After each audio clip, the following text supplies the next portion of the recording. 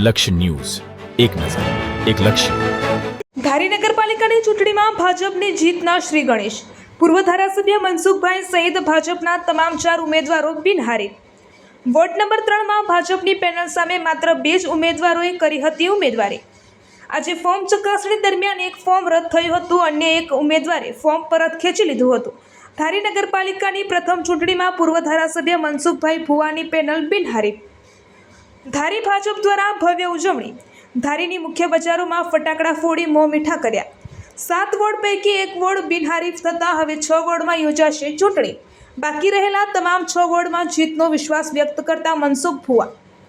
Reporter Tinubhai Laliya. નગરપાલિકાની જે સામાન્ય ચૂંટણી છે એમાં ભારતીય જનતા પાર્ટીના ધારી નગરપાલિકામાં 7 વોર્ડમાં 28 ઉમેદવારોએ ઉમેદવારી કરી છે. એમાંથી આજે ચકાસણીના દિવસે એક વોર્ડ નંબર 3 જે સામેના પક્ષે જે મેન્ડેટ રજૂ ન કરવાના કારણે અને એક પાછું ખેંચી લેવાના કારણે અમે વોર્ડ નંબર 3ના 4 ઉમેદવારો બિનહરીફ થયા છે. અમને પૂરો વિશ્વાસ છે કે ધારી નગરપાલિકાના હજી જે બાકી રહેલા વોર્ડો છે એમાં અમારા ઉમેદવારો તમામ જીતશે એવો અમને પૂરેપૂરો ધારીની જનતા ઉપર વિશ્વાસ છે.